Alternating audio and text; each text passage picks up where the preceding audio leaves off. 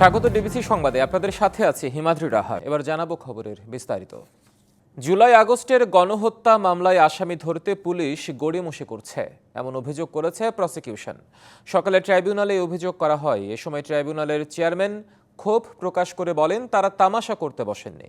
পুলিশের মহাপরিদর্শকের বিরুদ্ধে ঊর্ধ্বতন কর্তৃপক্ষের কাছে অভিযোগ করতে প্রসিকিউশনকে নির্দেশ দেওয়া হয়েছে। জুলাই আগস্ট আন্দোলনের সময় পুলিশের গুলিতে নিহত হয়েছেন অনেক ছাত্র জনতা, আহত হয়েছে শতাধিক। এসব হতাহতের ঘটনায় প্রত্যক্ষ পরোক্ষভাবে জড়িত পুলিশ কর্মকর্তাদের গ্রেপ্তারে কোনো উদ্যোগ নেই বলেও অভিযোগ করা হয় ট্রাইব্যুনালে।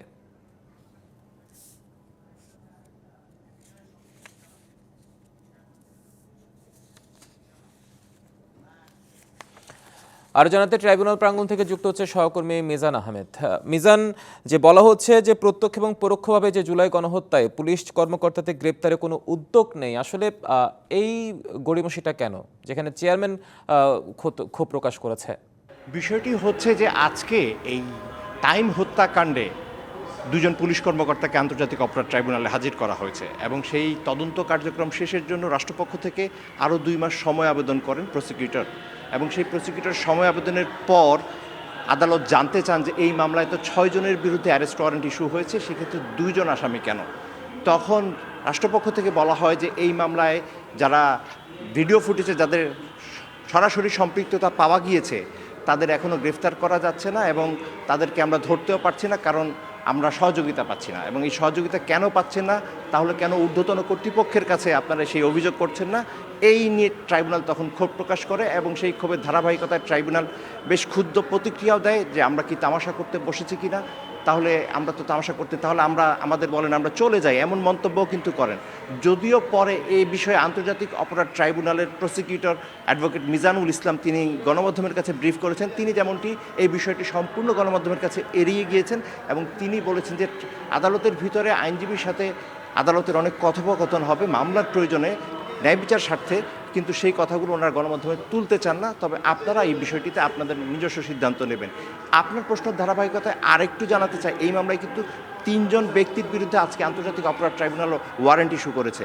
অন্যান্যবার ক্ষেত্রে আমরা কিন্তু সেই নামগুলো প্রকাশ করতাম, পেশাও প্রকাশ করতাম, কিন্তু এখন কিন্তু সেই নাম এবং পেশা আমাদের বলা হচ্ছে না, যদিও আমরা বুঝতে পারছি যে এই 3 জনই কিন্তু পুলিশের সাথে জড়িত এবং তারা এখনও দায়িত্বে রয়েছেন। আর যেহেতু দায়িত্বে থাকার পরও গ্রেফতার হচ্ছে না, এই বিষয়টি হচ্ছে ক্ষোভের এবং সেক্ষেত্রে পুলিশ মহাপরিদর্শক সহযোগিতা করছে না, এমন একটি পরোক্ষ অভিযোগ কিন্তু আজকে প্রসিকিউশনের পক্ষ থেকে আন্তর্জাতিক অপরাধ ট্রাইব্যুনালে করা হয়েছে। এবং তখন চেয়ারম্যান বিচারপতি গোলাম মর্তুজা মজুমদার কিন্তু সেই ক্ষুদ্র প্রতিক্রিয়াটি দিয়েছে। এর বিষয়ে আর কোনো ব্রিফিংয়ে কিন্তু কোনো তথ্য আন্তর্জাতিক অপরাধ ট্রাইব্যুনাল প্রসিকিউশন থেকে দেওয়া হয়নি। তবে আলোচিত টাইম হত্যাকাণ্ডের যে মামলা, সেই মামলায় পরবর্তী তদন্ত প্রতিবেদন জমা দেওয়ার জন্য কিন্তু 6 এপ্রিল তারিখ নির্ধারিত হয়েছে। তো হিমাদ্রি, এই ছিল আমার কাছে সবশেষ তথ্য। ফিরে যাচ্ছি স্টুডিওতে আপনার কাছে। মিজান, আপনাকে ধন্যবাদ আমাদের সাথে যুক্ত হওয়ার জন্য। তিতুমির কলেজকে বিশ্ববিদ্যালয় হিসেবে রাষ্ট্রীয় স্বীকৃতি ও একাডেমিক ক্যালেন্ডার প্রকাশ করা সহ 6 দফা দাবিতে শাটডাউন কর্মসূচিতে মহাখালীতে সড়ক অবরোধ করেছে সরকারি কলেজের শিক্ষার্থীরা। রাত থেকে মূল গেটের সামনে আমরণ অনশন করলেও বেলা 11টার দিকে কলেজের সামনে সড়ক অবরোধ করেন তারা। এর ফলে আমতলী থেকে গুলশান 1 সড়কে যানবাহন চলাচল সম্পূর্ণ বন্ধ হয়ে গেছে। বুধবার বিকেল 5টা থেকে তিতুমির কলেজের প্রধান ফটকের সামনে অনশন কর্মসূচি শুরু করেন শিক্ষার্থীদের একটি অংশ। তাদের দাবি, তিতুমির বিশ্ববিদ্যালয় প্রশাসন গঠন করে 24-25 সেশনের ভর্তি কার্যক্রম পরিচালনা করতে হবে। বলেন, যতক্ষণ না পর্যন্ত দাবি পূরণ না হবে সড়ক ছাড়বেন না তারা। অভিযোগ করে বলেন, প্রশাসনের নির্বিকার ভূমিকা তাদের সড়কে অবস্থান করতে বাধ্য করেছে।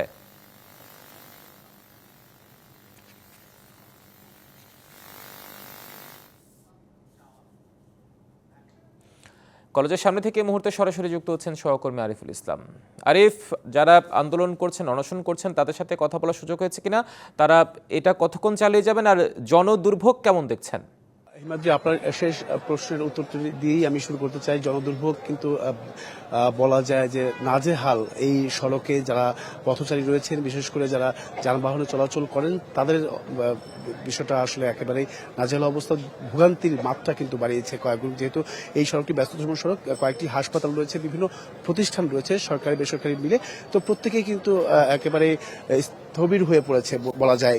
কারণ হচ্ছে পুরো রাস্তাটি যখন অবরোধ করা হয়েছে তখন কোনো গাড়ি যান চলাচল কিন্তু একেবারেই বন্ধ করে দেওয়া হয়েছে। পরবর্তীতে যারা যাত্রী ছিলেন প্রত্যেকেই বিভিন্ন বাস যে সিটি সার্ভিসগুলো রয়েছে সেখানে যাত্রীগুলো নেমে তারা কিন্তু পায়ে হেঁটে তাদের নিজ গন্তব্যে পৌঁছাচ্ছেন। এতে করে আসলে ভোগান্তির মাত্রা কিন্তু বাড়িয়েছে কয়েকগুণ। এছাড়া আরেকটি বিষয় জানিয়ে রাখি যে তাদের আন্দোলনের বিষয়টা আমি একটু শুরুতেই জানিয়ে রাখতে চাই হিমাদ্রি, যে এখানে সকাল থেকে আমরা দেখেছি যে আমরণ অনশনে নেমেছিলেন, যেটা সরকারি তিতুমির কলেজ বিশ্ববিদ্যালয় পরিণত করার যে লক্ষ্যে তাদের দাবি, সেই দাবির বিষয়ে তারা সেখানে শান্তিপূর্ণভাবেই আমরণ অনশন করে যাচ্ছিলেন। কিন্তু তারপরেও যেহেতু 18 ঘন্টা বা প্রায় 24 ঘন্টা পার হয়ে গেছে তাদের, সেই 24 ঘন্টা পার হওয়ার পরেও প্রশাসনের পক্ষ থেকে, বিশ্ববিদ্যালয় প্রশাসনের পক্ষ থেকে কেউ এগিয়ে আসেনি বা তাদের কাছে এসে কোনো ধরনের সমাধানের আশ্বাস দেয়নি বিধায় কিন্তু তারা বাধ্য হয়ে তারা এই সড়ক অবরোধ করতে এসেছেন বা সড়ক অবরোধ করেছেন। এইটা কিন্তু তাদের কাছ থেকে আমরা জানতে পেরেছি। আরেকটি বিষয়,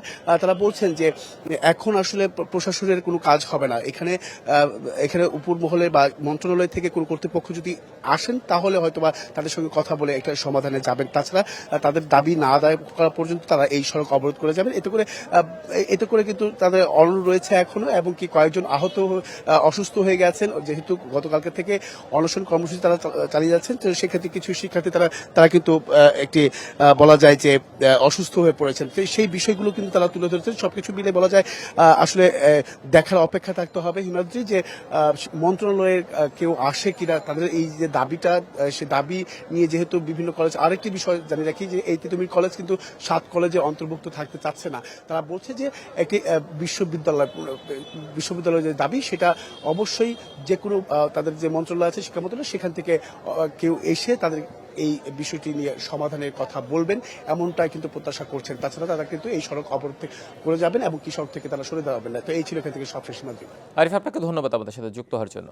দেশে দারিদ্র্যের হার 18.7% থেকে বেড়ে হয়েছে 19.2। বাংলাদেশ পরিসংখ্যান ব্যুরোর প্রভার্টি ম্যাপ অব বাংলাদেশ 2022-এর ফলাফল এসেছে এমন তথ্য। এতে দেখা যায় গ্রামে দারিদ্র্য কমেছে। হাউসহোল্ড অ্যান্ড ইকোনমিক সার্ভেতে গ্রামে দারিদ্র্যের হার ছিল 20%। অন্যদিকে শহর এলাকায় দারিদ্র্য বেড়েছে 1.8%। দারিদ্র্যের হার সবচেয়ে বেশি বরিশাল বিভাগে 26.6%, আর সবচেয়ে কম দারিদ্র্য 15.2% চট্টগ্রামে। রংপুরে দারিদ্র্যের হার 25%, রাজশাহীতে 16.3%, সিলেটে 18.5%, ময়মনসিংহে 22.6%, খুলনায় 17.1%, আর ঢাকা বিভাগে দারিদ্র্যের হার 19.6%। পরিসংখ্যান ব্যুরোর তথ্য বলছে দারিদ্র্য বেড়েছে সিলেট, রংপুর, খুলনা ও ঢাকা বিভাগে।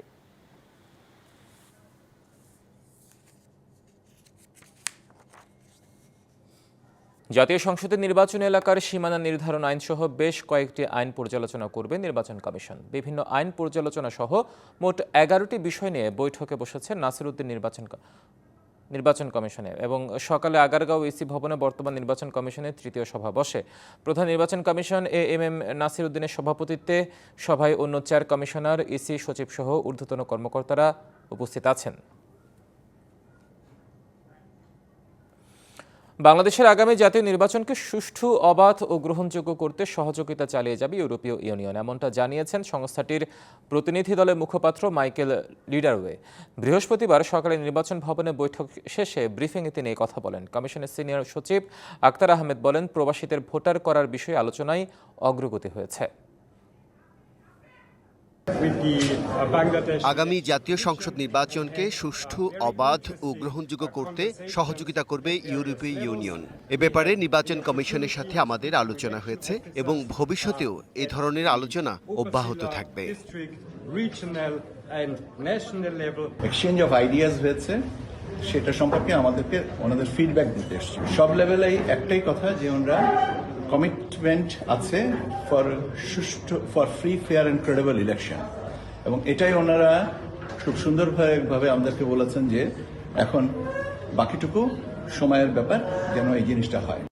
যুক্তরাষ্ট্রে চলমান অভিযানে গ্রেপ্তার অবৈধ অভিবাসীর অনেককে আলোচিত গুয়ান্তানামো বে কারাগারে পাঠানোর নির্দেশ দিয়েছেন প্রেসিডেন্ট ডোনাল্ড ট্রাম্প। তাদেরকে নিজ দেশে রাখা ঝুঁকিপূর্ণ বলে মন্তব্য করেন তিনি। বুধবার হোয়াইট হাউসের এক বিবৃতিতে বিষয়টি নিশ্চিত করা হয়েছে। কাগজপত্রহীন প্রায় 30,000 অবৈধ অভিবাসীকে কিউবার গুয়ান্তানামো বে কারাগারে রাখার জন্য দ্রুত ব্যবস্থা নেওয়া হবে। জানানো হয়, শিগগিরই এ পদক্ষেপটি নির্বাহী আদেশ কার্যকর হবে। আর বাস্তবায়নের দায়িত্ব দেওয়া হবে পেন্টাগনকে। আর এই ধরনের সিদ্ধান্তকে বর্বরতার শামিল বলে তীব্র নিন্দা জানিয়েছেন কিউবার প্রেসিডেন্ট মিগুয়েল দিয়াজ। টঙ্গীর তুরাগ তীরে কাল থেকে শুরু হচ্ছে তাবলিগ জামায়াতের সবচেয়ে বড় আয়োজন বিশ্ব ইজতেমা। ধর্মপ্রাণ মুসলমানদের এই আয়োজনে 5 ফেব্রুয়ারি পর্যন্ত অংশ নেবেন জোবায়েরপন্থীরা। আর সাতপন্থীদের ইজতেমা হবে 14 থেকে 16 ফেব্রুয়ারি পর্যন্ত।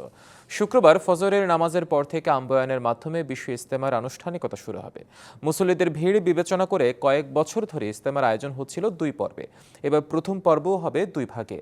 প্রথম পর্বের প্রথম ভাগে 31 জানুয়ারি থেকে 2 ফেব্রুয়ারি পর্যন্ত দেশের 41টি জেলার তাবলিগ মুসল্লিরা অংশ নেবেন। দ্বিতীয় ভাগে 3 ফেব্রুয়ারি থেকে 5 ফেব্রুয়ারি পর্যন্ত দেশের বাকি জেলার মুসল্লিরা অংশ নেবেন। আর দ্বিতীয় পর্বে মাওলানা সাদ অনুসারীদের ইজতেমা হবে 14, 15 ও 16 ফেব্রুয়ারি। বুধবার ইজতেমা ময়দান পরিদর্শন করে পুলিশ মহাপরিদর্শক জানান, নিরাপত্তা ব্যবস্থায় পুলিশ, র্যাব, আনসারের পাশাপাশি থাকবে সেনাবাহিনী ও বিজিবি। 365টি সিসি ক্যামেরার মাধ্যমে পুরো ময়দান পর্যবেক্ষণ করা হবে। প্রায় 6,000 আইনশৃঙ্খলা বাহিনীর সাথে নিরাপত্তার দায়িত্ব পালন করবেন 10,000 স্বেচ্ছাসেবক। সংবাদে এই ছিল এখনকার মতো। ডিবিসি নিউজের সংবাদগুলো পড়তে ভিজিট করুন dbcnews.tv আর ভিজিট করুন ডিবিসি নিউজের ফেসবুক পেজ এবং ইউটিউব চ্যানেল। সঙ্গে থাকুন।